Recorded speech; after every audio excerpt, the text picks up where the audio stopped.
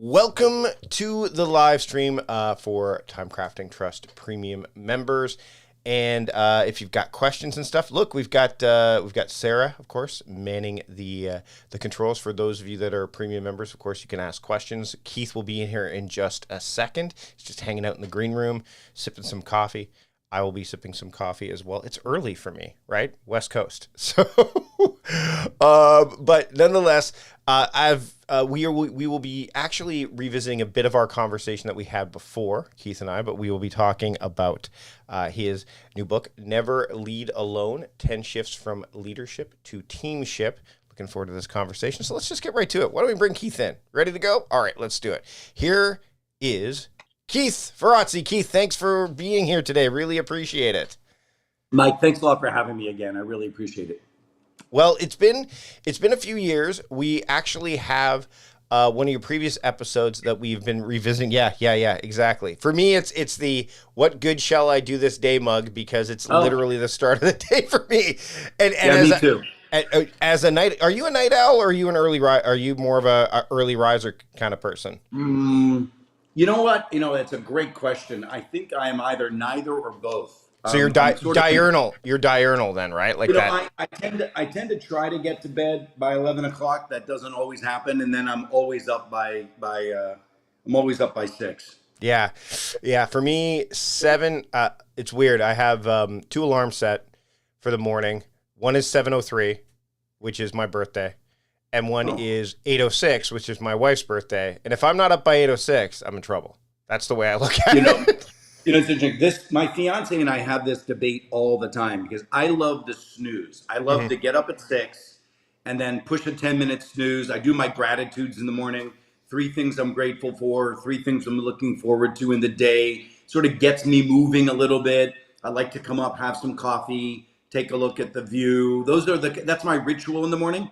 And my fiance was like, "Why are you getting me up 45 minutes early? Just get up, damn it, when you need to get up. 15 minutes, that's all you need to shower, and then get to the office." So we definitely have a contention there. It sounds like it's interesting because my wife, she gets up way earlier. She does her thing in the morning. If either of us kind of cross paths when we're doing our morning thing, so she's already doing hers right now. So me being up this early this morning, she goes, "What are you doing up? Like, I've got my time right now." I'm like, "Don't worry, I'm going down to my study. I will stay out of your way." And then my morning routine is normally happening around, as people in the community know, between 7:30, 8, 9 o'clock. And then she starts talking to me because she's fully awake. I'm like, I'm reading, I'm doing my thing. And so it's a very interesting kind of dynamic, but that's the way it goes when you have different people. There's nuances, right? As we'll get into during this conversation today. So before we get started, the drill is you introduce yourself. So we're going to kind of cut this together for the podcast. Your job is to say, "Hi, state your name, and I'm about to have a productive conversation with Mike Vardy." And then we just go into it. All the other intro, outro stuff for the podcast will be put in there, and then we'll get into the conversation. So you ready to go? I'm always ready. All right, here we go. I'll count you in. 3, 2, 1. Hi, I'm Keith Ferrazzi, and I am about to have one heck of a productive conversation with Mike Vardy. Keith, thanks so much for taking the time to join me once again on the program. It has been a while since we've had you on the show, but we've got reason to kind of dig into this and grab it. If you're watching this on video, everybody, and of course I've gone to here it is, Never Lead Alone, 10 Shifts from Leadership to Teamship. And right out of the gate, that term teamship, I'm a fan of inventing words. Like I've said, the word, or words that I think are invented, but they're not. Inside my community, and for those that are watching the live stream of this, if they've got questions throughout the conversation, they may throw some in there, and you might get mentioned during this episode. But one time I said during a retreat, we were doing a virtual retreat, I said, there are moments of, and I'm kind of gesticulating wildly, I'm like, hecticity. And everyone's like, hecticity, is that a word? Turns out it is. It's a word. It's not used much longer. But teamship. Does it basically mean hecticness? Hecticness. So there's the turn. So hecticity was used prior to the Industrial Revolution, the second one, and now it's hecticness.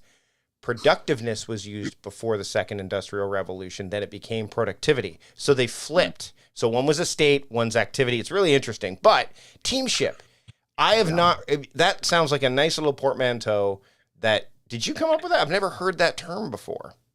So one of my coaches, associates, Kim, came up with that idea as we were really in the early stages of doing the research around the book. So I tip my hat off to her. You know, it's interesting. I needed very often, by the way, you create a word and it's a bad idea Right. because you end up pushing a noodle up a hill and trying to get this word to have meaning. Like, for instance, when I wrote Never Eat Alone, I hated the word networking. I hated the word. I wanted to promote productive relationships, and nobody gave a damn. And but the idea that if I said, "Hey, do you want to come to a course or read a book on networking?" People are like, "Oh shit, I need that. I'm all over it." If you say, "I want a course on productive relationships," they're like, "Are you trying to get pregnant? Like, what are you talking about here?" Like, and so the point that I would make is that it's not the easiest thing in the world to create a word when actually a word exists that's doing just fine because of your nuance. You might actually put meaning into the word. So when I created this principle of what I did with Never Eat Alone, at the end of the day, I really do think that Never Eat Alone has changed the future and the dynamic of networking because we now think of it as less usury, less transactional. We think of it as something that is much more generous because of the existence of Never Eat Alone. Now, with teamship, I do have to say, I was trying to make a very important point. We focus way too much on the principle of leadership, of putting the weight on the shoulders of the leader. And we actually don't have a rule book for what's the role of the team. What does the team need to do to meet leaders in being leaders, right? That's the question. So, it's one thing for a leader to give feedback, but how do you get your team to give each other feedback? It's one thing for the leader to hold the group accountable. How do you get the team to hold each other accountable? How do you get the team to care about each other's energy and build relationships and have a sense of social bonding and commitment among them such that they are committed to cross the finish line together? So I wanted to give the world a formula, 10 shifts from traditional leadership to you being the kind of leader that builds a crazy, bold, and powerful team. So that's why we put the word teamship out there, as a part of the title. Originally, the book was going to be called Teamship. That's it, just Teamship. Yeah. And a buddy of mine who's a big fan of Never Eat Alone said, this is the 20th year anniversary of Never Eat Alone. Why in the world don't you call the book Never Lead Alone? Inviting entrepreneurs and business leaders who often feel like they're alone at the top, inviting those individuals to realize that they don't have to lead alone. The team should be stepping up and leading with you. It's funny because as you mentioned that, it is, you're so close to the work, sometimes you don't see the obvious kind of connection, but it's kind of like Atomic Habits, right? Like a lot of people didn't know what atomic was. And the subtitle kind of told people what it was. In this case, you kind of hearkened back. That was a brilliant suggestion by your friend there, for sure. My buddy Justin. I'll tip my hat to my buddy Justin in Orange County. So for teams that are looking to kind of adopt the teamship model, what are some of the practical steps that they can take to begin the transformation? So I think what's important is, let me define for you how I wrote the book. Sure. I really wrote it almost like a workbook, right? Yeah. So every chapter has a shift that needs to happen. And every chapter, so for instance, I'll do one, a shift from conflict avoidance to candor. Yeah. Right. And we all know how important having transparency and courageous dialogues are. So the first thing I do is I have a hero story. Bill Connors, from the CEO of Xfinity, which is a subsidiary of Comcast. This guy has crushed it. Every time they've put him into a new division of the business, he absolutely has transformed business outcomes. And he's very much a hardcore candor leader. He believes that everything's on the table. He has a meeting called an outlier meeting, where the whole intention of the meeting is just to put the shit on the table that's not going right. Right. And everybody celebrates finding nuggets of stuff that's not going right. And he will say, he was like, like the team comes in the day after the Emmys, and apparently one of their advertisements runs, won an Emmy. And here we are in the outlier meeting, and someone's like congratulating somebody else. And he's like, listen, there are times, and right now is not the time for a victory lap. Now is the time for us to talk about the things that aren't working. We're gonna have customer at the center. We're gonna clear them off our deck, and by the time we get together the next time, most of these will be off our deck, and we're gonna be on to bigger and better things. We have another meeting, we can celebrate this. We're not gonna do that today. He's ruthless on his outlier meeting, right? Now, there's other people. There's a wonderful process I call stress testing. Now, what I'm doing, by the way, is every chapter has a shift. Yes. And it starts with a hero story like Bill. And then it just gives you 4 or 5 practices that you can quickly adopt with your team. The whole team can read the chapter, see the practices. They've already been coached by me in the book for how to do the practices. And in the next staff meeting, we're going to use this practice. We're going to have an outlier meeting. We're going to do stress testing. Stress testing is when, instead of a traditional report out where somebody shows up and says, here's what I've been working on, and here's an update. Instead, they show up and they say, I would like you to stress test the work I've been doing. And everybody gets out their pens and papers and their Google Docs, and everybody starts writing the person reports, here's what I've done, here's where I'm struggling, here's where I'm going. And everybody starts writing down, what challenges do I see that you may be missing? What innovations or ideas might I offer? And here's where I can help. Boom, boom, boom. And this document, we go then into small breakout rooms and we share with each other and refine our criticisms and our support. And then we give this document to the person. The whole point is that we have a new social contract that we're going to be candid because we won't let each other fail. Now that is a shift. Right. The shift from conflict avoidance, where I won't challenge you because that would be throwing you under the bus, to we're going to challenge each other and sharpen each other's tools because we won't let each other fail. Then I even give you a diagnostic tool. I give you a couple of questions that you ask the team before you start the book. Hey, do we challenge each other in the room when it's risky to do so? The average score on a scale of 0 to 5 is in the low 2s. And now we do these practices for a couple of months and we do the diagnostic again, right? So that's the book. The book is a workbook for anybody to transform their team by the adoption and the motivation of very simple practices on 10 critical shifts from leadership to teamship. Well, and what I think is really fascinating about the way you construct the book isn't just that concept, but it almost is 10 books inside of one, right? Like it's almost like so it doesn't need to be done sequentially in a way. And I think that's the way people are reading these days too, right? Like the absorption of content has become, oh my goodness, there's a 300-page book. I have to go from beginning to end. And then there's the reference books, right? Which is like you could pick it up from anywhere. But the way you've done it is it's almost like it's circuitous, right? Like it's circuitous. Well, the way I tell people is like, what I want you to do is I want you to eat this book like popcorn. It's like, oh, here's a practice. Let me nibble on this one. Here's a practice. Let me do this. And the way I want you to design which ones you need to write is you can go through the book, take out all of the diagnostic questions. And there's 22 diagnostic questions across 10 critical shifts. Mm-hmm. I want you to take those as a team and you're like, oh shit, like we really are not good at building purposeful connections among the team. That's an area we need to focus on.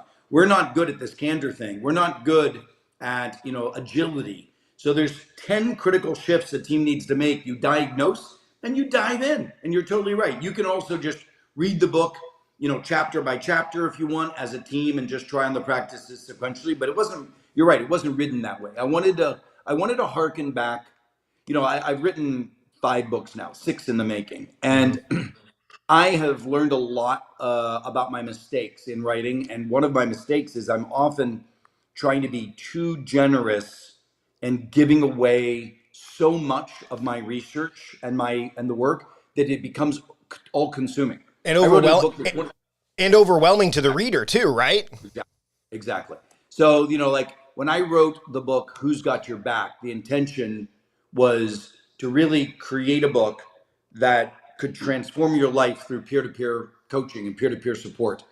And it was one of the books I'm most proud of. The research that I did, the actual benefit of the book, and at the end of the day, it was one of my least bestsellers because it required too much of a commitment to engineer the system. Mm, mm. Even though I'm still the most proud of it.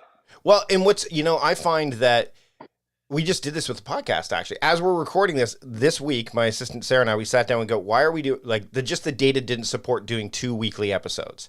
So we were giving a lot. And I said, well, what if we spread it out, go back to weekly, which we've done. And all of a sudden, instead of having only episodes for, let's say, the next 2 months, now we have episodes for the next 4 months. So I think the same principle can apply with the book writing process. And with all of that is you now have more content that you can go to later for later stuff and figure out inventive and interesting ways to kind of convey it that maybe buck the trend of what the nonfiction / business book industry has been for so long. Yeah, I love that. That's a smart idea. I'll talk to my team about it, actually. But yeah, I mean, you're right. I mean, the reason I was triggered by your comment when you said it's like 10 different books in this book. Also, but if you notice, you don't have a copy of it, and I don't have it here with me right now. But it's so thin. Yeah, I have the Kindle version, but it is short. It is short. It's very short. And that was one of my biggest victories on this book because my publisher was like, no, it needs to be twice the size. And I'm like, listen, this was a Ben Franklin moment. It's taken me 25 years to reflect on the highest performing practices because I coach teams. That's what I do for a living. And I know what practices work. These are the practices that work. They've been statistically validated. So I'm going to give you the fewest things you can do to have the biggest impact on your team. And that book, as a result, is very short. Because I took 25 years to write it, it was able to be shorter than the other books that were much longer. Well, and some of the books that, I mean, we even in my community, we have a book club book. We did one was Arnold Bennett's How to Live on 24 Hours a Day, which is like 115 years old. It's 60 pages. But it's when people would, before pre-Kindle, they'd have a book this size and they keep it with them. And it would be because they didn't have phones. And it was about taking articles that were published in, often in periodicals, and then that would be turned into a book. So it wasn't about filler, because you know what I mean? Like a lot of this stuff, and I mean, we both dealt with publishers, and I mean, there's nothing, I mean, it's just the way we have this much paper, this is what it should be, this is the standard for word count. Exactly right. You do have to have that. And luckily, do you think it had a lot to do with the fact you've had so many successful books, you could kind of call your own shot a little bit with this thing, do you think? Yeah, it did. I mean, there's no question. I have a little bit more latitude with the successful books that I've had, but it's still always a fight with your publisher. I love my publisher's fantastic. I really appreciate the group that worked on this book with me. But they're reinventing things too. I mean, the industry is changing, so they're becoming nimble, not unlike the music industry back in the day. What role does, because in the last time we spoke, we talked about leading without authority and co-elevation. How much of that is peppered throughout the book for those that are following your body of work? That's great, thank you. A lot, because the principle of co-elevation is, and in leading without authority, you learn how to navigate the world and achieve things that you weren't able to achieve otherwise, because you forget about the fact that you don't have authority. You don't have the edict to do this. But if you're a mission-driven person, you can learn through leading without authority, how do you enlist people as followers with you, right? Now, you spin ahead to this book, and the very beginning of the book emulates that. It basically says, first of all, the biggest shift you need to make is your team is not your org chart. And this is huge. Most companies, whether you're a small entrepreneur and you're trying to build a movement around your business, but you're trying to do it with the resources you can afford. Bullshit. You don't need to do that. Your team is whoever you can enlist in co-creation.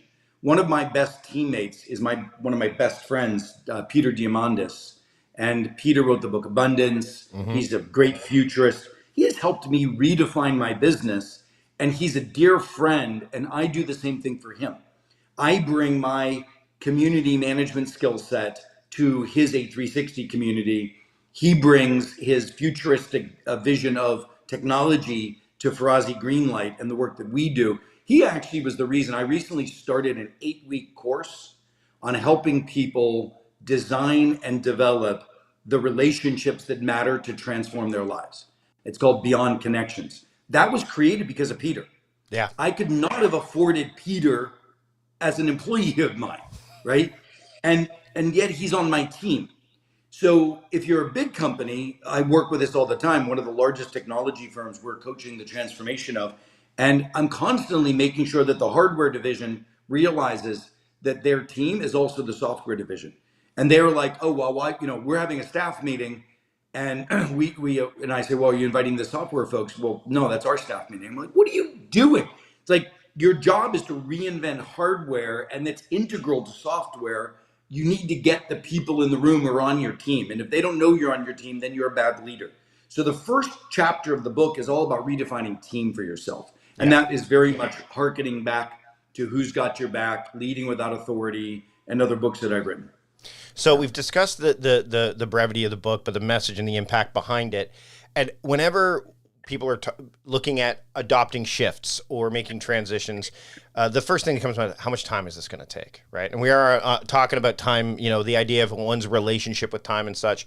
For those, when you come up against that kind of roadblock or that apparent roadblock, when you're either working with someone or if someone comes back to you with this book, like, yeah, but these 10 shifts, like, I can't do all of them right now. Like they get this kind of myopic, or maybe, it's just because of the way the world is, right? Like, it's an all or nothing kind of thing.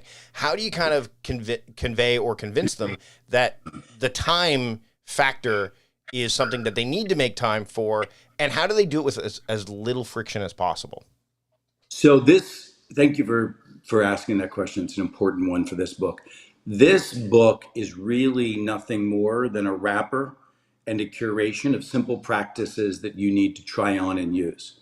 So I mentioned earlier stress testing. I went into some level of detail around it. I'll give you another one. It's called a candor break, where in the middle of a meeting on your agenda, you have candor break. And a candor break is when you pause in the middle of the meeting, you have everybody go into breakout rooms of 2, or just turn to the person sitting next to them, and you ask the following question: what's not being said in this room that needs to be said? And you literally have the people discuss that topic and then come back into the room and report out. If the average meeting of 12 people, only 4 people will feel fully heard. If you asked the question at a meeting of 8 or 12 people, what's not being said that should be said, you'd hear crickets. There's a reason it's not being said. There's no psychological safety. People don't think that they have the right to say the damn thing that's in their head. But if you give them an assignment of a candor break, and you say, listen, we need this on the table, go into breakout room, come back, and let's have the conversation, then you'll hear it. You have an 85% higher levels of psychological safety. So the reason I'm answering this question in this way, those are 2 practices among 32 practices in the book. I'm not asking you to even read the whole book. Just look at the chapters and think about some shift that you think you want to make on your team. Read that chapter. You can even skip the hero story at the beginning and go straight to the practices. I'm just asking you to try on a few of the practices. That does not take time. The amount of time that you're in a staff meeting anyway can be transformed with some of these practices. By the way, there's a whole chapter about how do you eliminate meetings? How do we move into what I call 21st century collaboration? How do you move from meeting-based collaboration, which everybody knows is mediocre at best, to asynchronous collaboration, like the kids out of Stanford who are creating these disrupting companies use? So I want you to start to just try on practices. I'm a behavioral scientist. I don't believe even in talking about mindsets. I don't believe in it, because I don't believe you think your way to a new way of acting. I believe you act your way to a new way of thinking. And that's what I'm giving you a book of: simple things to do differently, to behave differently, to practice differently, and to achieve better outcomes. Keith, I've got 3 questions that I ask every guest. This is going to shift towards more of your thoughts around things. And it actually dovetails nicely off the behavioral aspect of things. So first question, how You gonna has... ask me? Are you gonna ask me about Elon Musk? Is that No, what you're I'm gonna ask? not going to go down. I have, okay. So this is actually this is interesting because as you move forward, this actually relates interestingly because I'm going to talk about what you thought about back then and where you're at now. Real quick example. I would have, without hesitation, published this essay that's going to actually go up on the February 17th. And the initial title was Elon Musk Does Not Know What Efficiency Is. I'm going to probably reframe it a little bit, but nonetheless, there is some interesting things there. Yeah, I mean, it's actually let's go there. Do you think a lot of organizations get confused as to what efficiency actually is? Like, it's a nice word to hear about, but I mean, I believe that, my people who have followed my work know definitely what I think about efficiency, but I'd love to hear your thoughts around that word. Because my belief is that it's not quite what people think it is.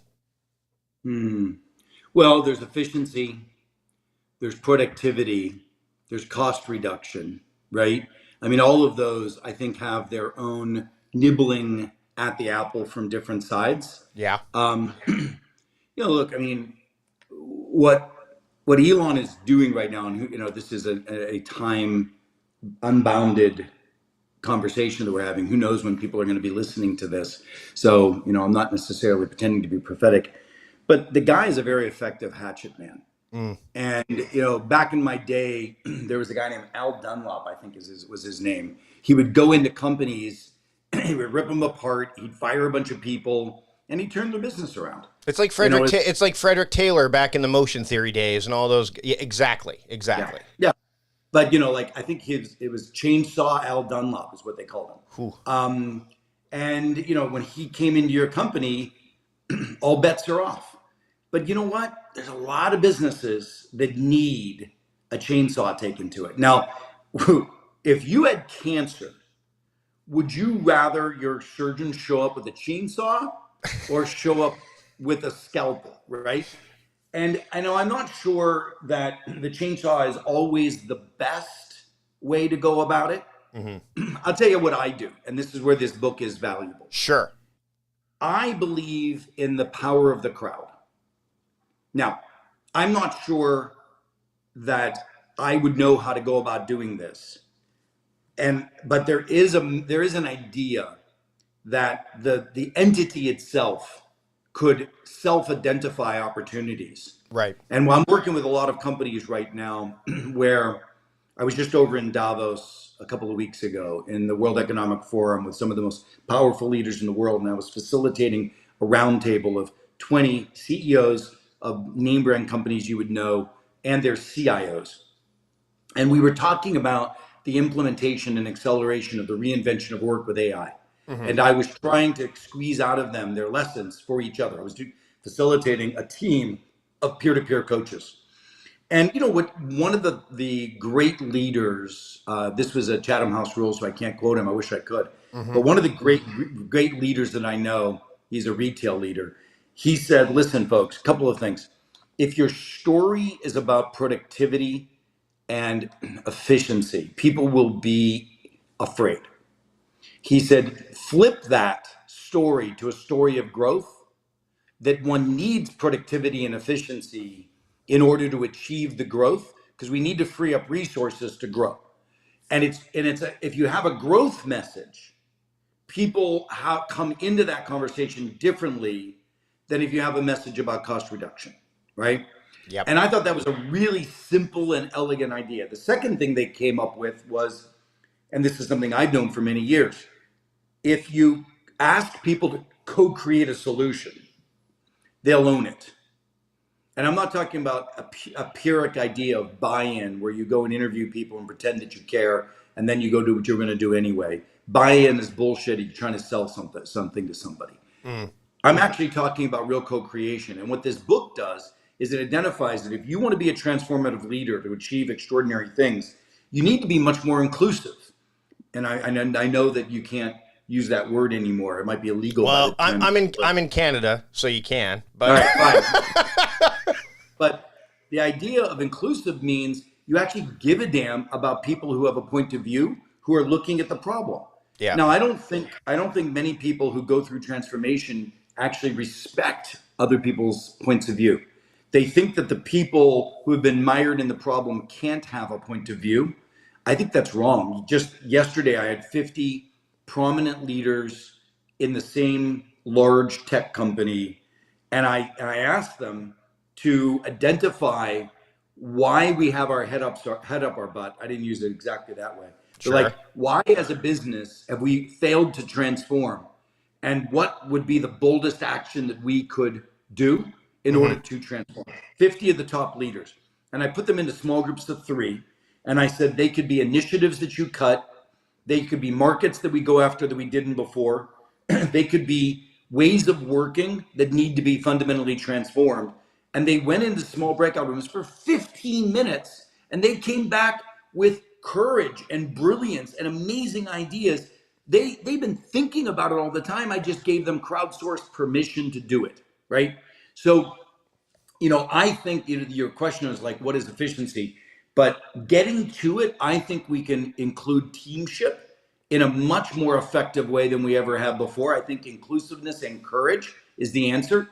But you could also throw a chainsaw at it if you want. Well, the quantitative aspects are easier for people to grok, to wrap their heads around, as opposed to the qualitative. And efficiency, by the way, is a byproduct of being productive. It's not.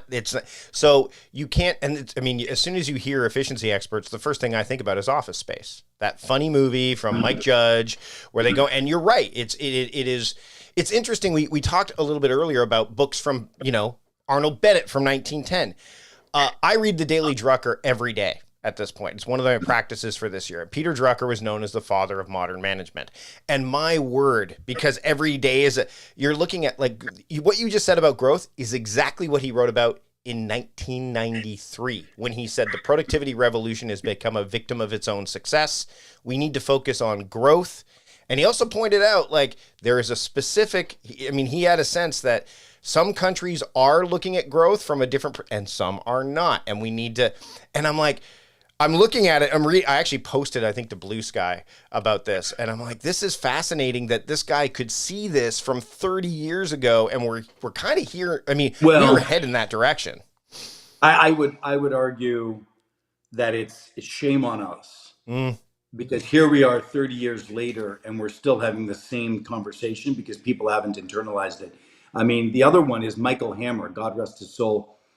Was a dear friend of mine. He created the idea of reengineering the corporation. He did a Harvard Business Review article back in 1990, 1992 maybe. Mm-hmm. And the article was called Don't Automate, Obliterate. In other words, don't pay. He talked about not paving over the cow paths with technology on old process. He said you need to re-engineer process. We're at the same place with AI. We need to blow up supply chain and re-engineer process and work ways. This is why I perhaps know that into my 70s and maybe 80s, I'll have a job, because the world just doesn't act as fast as the wisdom that's out there. I've been talking about reinventing collaboration since 2010. I've been researching hybrid and remote work and the best practices associated with it. And all of that is embedded in this new book. And yet nobody really has changed the way we've worked. We moved during the pandemic from boardrooms to Zoom rooms and back again. And we haven't changed the way we collaborate. So it's very frustrating to me, and which is why I'm here with you. I really do want people to just, one thing I'll just throw out is, sure. When I finished the book and I looked at the heroes in every chapter, I realized that most of them were engineers who had decided to take an engineering mindset, not just to their product, but to their ways of working. And that really blew my mind. It's like, the problem is most business leaders aren't focusing on ways of working. They're focusing on their products, their markets, their go-to-market, their efficiency of costs associated with all of this, but they're not focused on re-engineering their work. Yeah. And that to me is, if we could get people to wake up and realize that engineering mindsets, this stage more than ever need to be put to our corporations, our businesses, our collaboration. I think it would be so much further ahead. Well, Keith, what's interesting as you bring that up is the term life hack came from coders. It came from engineers to speed things up, so they speed the silly stuff up so they could get the. And then what happened is, as soon as the rest of us started to use life hacks, all of a sudden we began to cut without care. We began to just hack things to death. By the way, you mentioned the wisdom thing. I saw this on. I'm going to show it on video. I saw this on Facebook the other day, and I thought it was funny. How to politely tell someone that they are stupid. Wisdom has been chasing you, but you have always been faster. And I thought, oh, that is a very interesting way to kind of put it out there. Wisdom has been chasing you, but you have always been faster. Grasshopper. Yeah. Keith, this has been a great conversation. I want to be respectful of your time and, of course, of the listeners' time as well. Thanks to everybody who joined in on the live stream today. We had, I mean, you and I could talk about this stuff repeatedly. There's so many other paths we could go down, but I want you to, before we wrap up, where can people pick up the new book? Where can people pick up your other work and keep up with the work that you're doing? Yeah, I mean, I think LinkedIn is the best place to engage with me. I put out so much stuff there. I do a column in Forbes that I then repost on LinkedIn, Fortune, Wall Street Journal, etc. So LinkedIn, number one, Keith Ferrazzi. Second thing is just any bookstore, any Amazon or online. It'd be a great way to pick up the content itself. And thank you for asking. Keith, thanks so much for having a productive conversation with me today. Mike, really appreciate you. Thank you. All right, everybody, the live stream, we're going to wrap things up. Keith, can you stick around for just a second after I hit 100%. stop here? All right, cool. Hey, thanks to everybody for watching. By the way, when this episode goes live, it'll be edited a little bit. It'll be some of the content that is that we had will be redistributed. So subscribe to the podcast, A Productive Conversation. That way you won't miss it. And of course, if you're a premium member of TimeCrafting Trust, you get an ad-free version of it. So again, thanks to everybody for being here, and I will see you later.